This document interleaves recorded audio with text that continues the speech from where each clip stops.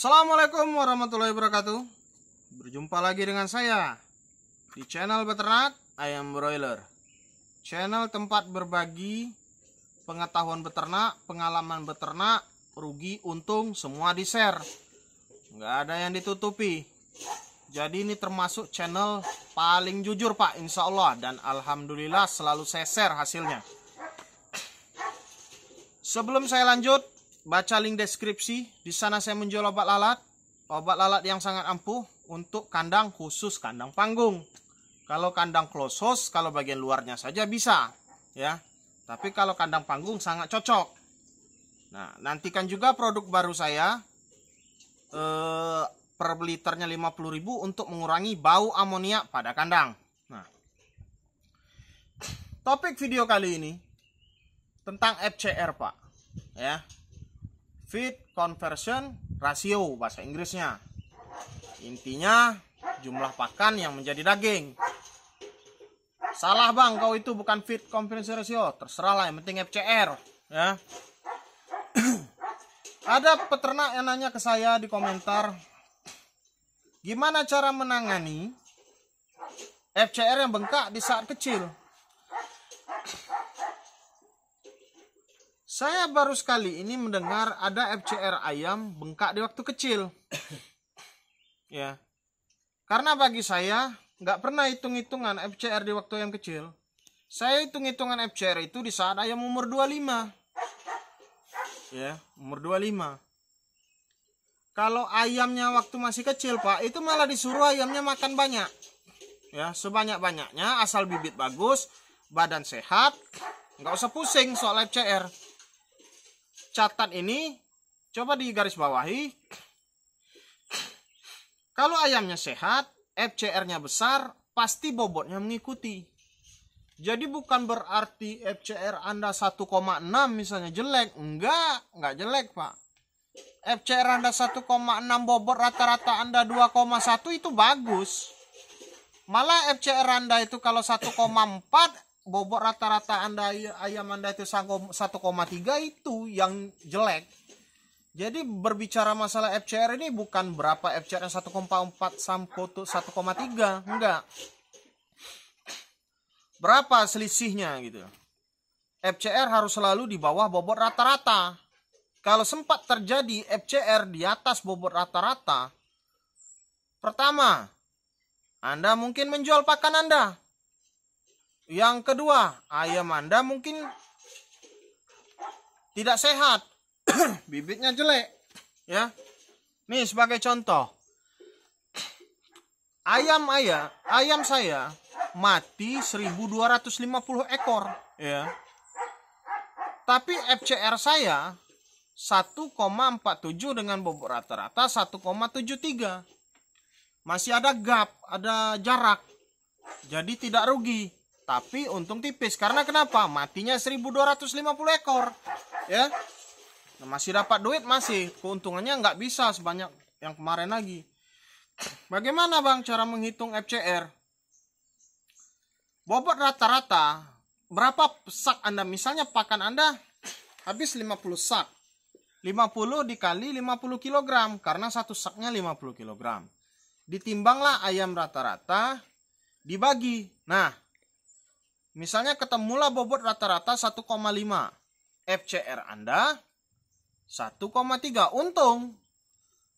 Tapi kalau misalnya ketemu bobot rata-rata 1,4, FCR Anda 1,6, hau Pak, rugi.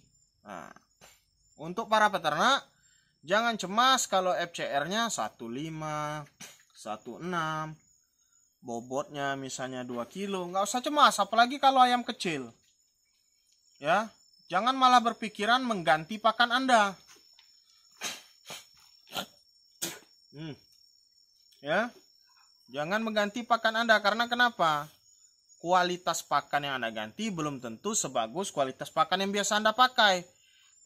Ya, sama saja itu bohong Pak. Bisa jadi malah rugi gitu. Hati-hati masalah FCR ini, banyak yang salah. FCR-nya besar malah cemas gitu loh. Nah, berapa menit, Nok? 4. Hah? 55. Berapa? 5 menit. 5 menit. Ya. Nah, lanjut selanjutnya, Pak. Masalah IP, ya. IP itu berapa, Bang, di kemitraan kalau dapat duit? Kalau di kemitraan saya ini, Pak, IP 270 pun masih dapat duit. Ya, nggak tahu kalau IP di tempat lain.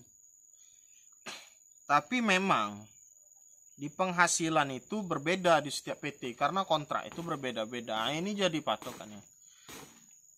Nih misalnya, penghasilan kotor saya ini baru pertama saya sebutkan di video. Penghasilan kotor saya periode kemarin ayam 7.000 ekor dengan IP 417 itu saya mendapatkan 50 juta lebih kotor. Nah, ini saya buka ya. Tapi di PT sebelumnya dengan kondisi ayam yang sama saya nggak bisa pernah dapatkan uang sebanyak itu kan. Jadi beda-beda tergantung selera gitu loh Pak, mau gabung di PT mana. Makanya kalau gabung di PT dilihat kontraknya berapa, karena ada kontraknya mahal, pakannya mahal. Kontraknya murah, harga ayamnya, harga pakannya juga murah. Jadi dikalkulasikan gitu loh Pak, disimulasikan. Ini kalau panen sekian berapa dapat duit, bonus pasarnya gimana. Kalau bonus pasar saya Pak, berapapun harga ayam dapatnya 500 per ekor. 500 per ekor. Lain sama PT lain, mungkin main persen-persenan hitungannya. Jadi mau hitung pun mungkin pusing kita sebagai peternak ini. Kita maunya yang simpel-simpel saja. Ya. Kalau ada yang tanya berapa Bang harga kontrakmu? Harga kontrak saya itu Pak 1925 gitu. Nggak tahu kalau kontrak PT lain. Bagaimana terjadi kerugian di kemitraan ini? Sama Pak, balik tadi ke FCR tadi. Di kemitraan manapun, kalau FCR lebih besar daripada bobot rata-rata, rugi. Nggak mungkin nggak rugi. Ya, nggak mungkin nggak rugi. Ya, nggak banyak ya Pak ya. Saya sampaikan itu saja. Ini saya lagi cuci kandang. Lihatin nok sana nok. Pak, cuci kandang. Ya.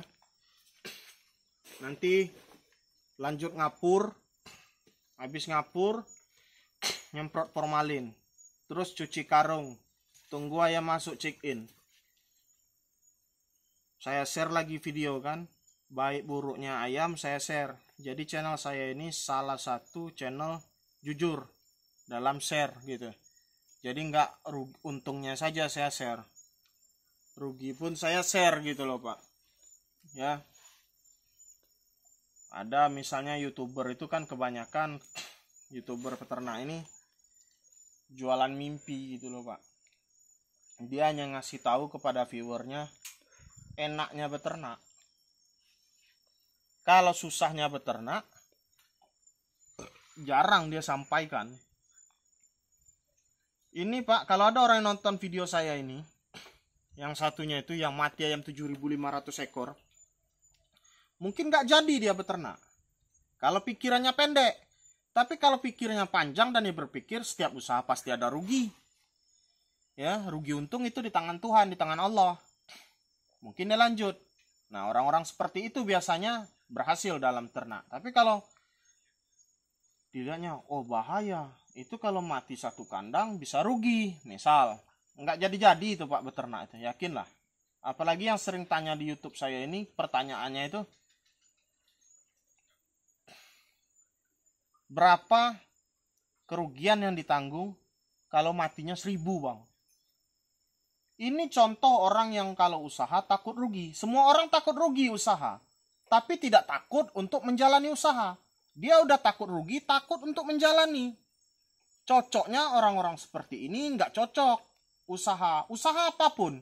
Jadi cocoknya apa Bang? Beli tanah tunggu, beli emas tunggu, ya. Atau jadi pegawai, atau jadi yang digaji tetap, nggak perlu mikirin untung rugi.